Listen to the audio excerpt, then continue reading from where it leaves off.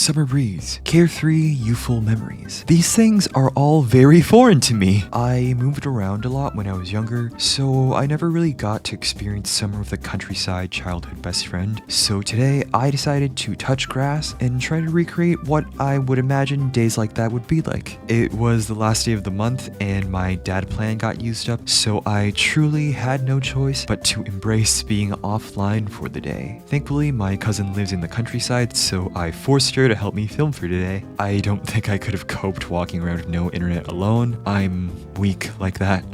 I brought a copy of the Apothecary Diaries with me today to read on my way home.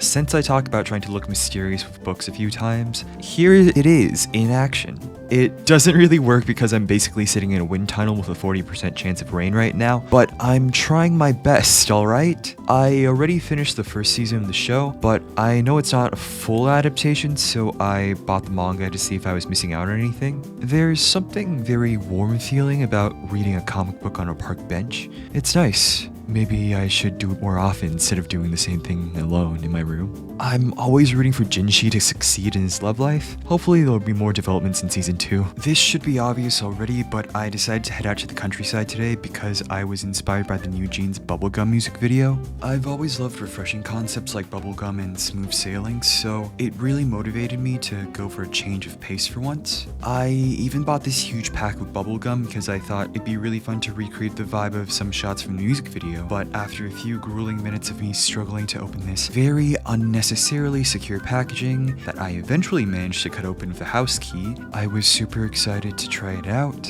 But I couldn't even blow a single bubble after 10 minutes of practice and putting 8 whole pieces in my mouth, so I decided to give up and reflect on my incompetence amongst nature. I actually got a bubble gun as well, and was super optimistic about getting to relive some vague childhood memories, but after I once again tortured my fingernails with trying to open this very non-user-friendly bubble foil, my cousin read the back of the box to me, which said that the batteries were not included. I actually tried to put some batteries in later, but we only had AA batteries and not the AAA that we needed. What a waste. If you've been following me for a while, you can probably infer that I don't head out to the countryside often. I'm the type that usually feels kind of claustrophobic when there aren't any tall buildings around, so I can tell which part of the city I'm in at a given time, but for some reason I didn't get that here. I even started romanticizing the swarm of dragonflies flying around, probably because my eyesight isn't good. We've all seen that SpongeBob episode with the close-up shot of a butterfly, right? Speaking of insects, I was originally filming the bit about pretending to be mysterious reading on this pretty little staircase by the water, but if you'll notice to my left, the red blobs are actually terrifying piles of red spiders stacked upon each other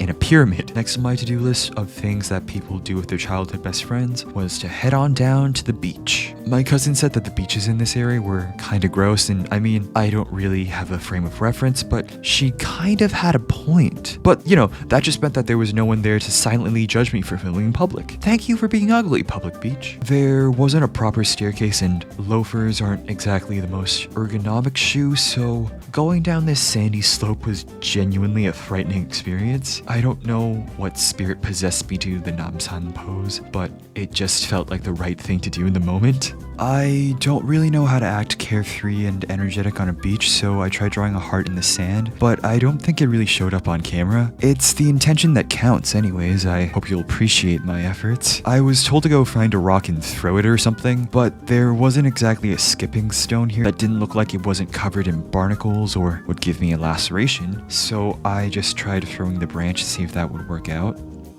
Anyways, it's actually quite a liberating feeling to be alone on a beach. It really gives you the feeling that you're part of nature. I really want to try the swing set by the waterfront, but there was another set of adults having their own reliving their youth montage scenario, so I had to settle for trying out the slide instead. I was cautiously optimistic, but didn't consider that I would get stuck before sliding down. No childhood summer concept is complete without visiting a rundown corner store, so even with the full knowledge that most of them are probably tourist traps, traps, I went anyways. The fluorescent colors from the cheap plastic toys really remind you of simpler times, don't you think? I was really excited because I saw their ice cream fridge had a picture of these famous Nestle fruit popsicles with the blue packaging, but I was lied to, and they only had regular desserts that you could get anywhere. I felt too awkward to just leave then when I've been loitering around for a while, so I just picked up a mango popsicle hoping it would be close enough. Still, the rural ambiance of places like this was worth the money. While walking around, I came across a second swing set, and upon closer inspection, it was a swing for babies that I couldn't really even rest on. I'm stubborn though, so I sought out a third swing set with an even less nostalgic and natural atmosphere to eat my popsicle on, and was promptly disappointed 4 times in a row when I discovered that it was the most artificially nauseating taste I've experienced in years. My favorite place to find rural ambience has got to be this type of stationery and toy store that just feels so quintessentially dated.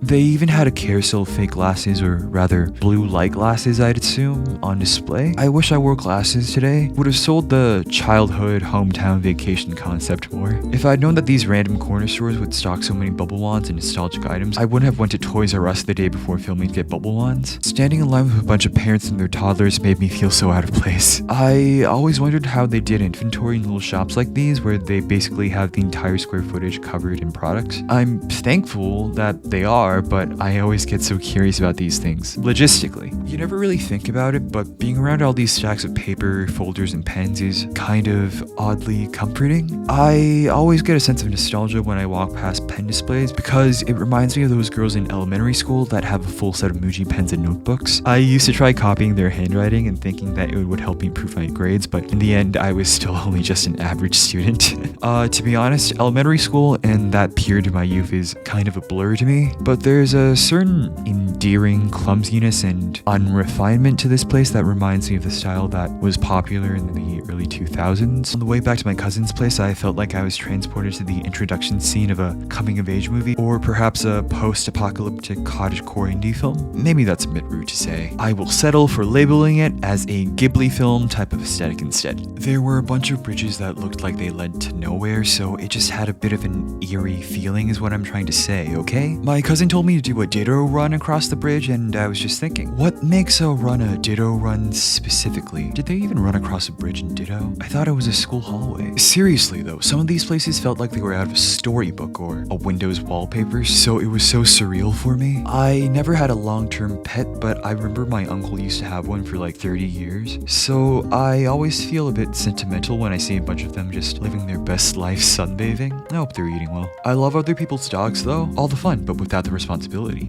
This one's really cute, and I got to feed it beef jerky, which wasn't really enough to gain its affection since it turned away every time I tried to pet it. I was determined to play with bubbles today, so I whipped out my emergency bubble wand. To be honest, you'd think it'd be a bit boring to just look at soap bubbles, but when you're out by the mountains and breathing that rural air, there's something so soothing about it. My other cousin had a shonen manga phase when he was younger, so I wanted to take a look at his collection while I was around, but it turns out they were actually light novels and not manga, so I just sort of skimmed to take a look at the illustrations. You know, I even tried recreating the washing dishes scene from the bubblegum music video, but I couldn't find the gloves, and the detergent didn't really make pretty film, so I just scrubbed this cup for nothing. Anyways, I hope you enjoyed this change of pace. I don't know you, so if you didn't have many eventful outdoor summers as a kid, I hope we had fun experiencing this for the first time. And if you did, then I hope this brought back some happy, carefree memories too. That's enough nature for a while, and I'll be back to my usual shenanigans by the next time you see me. Later.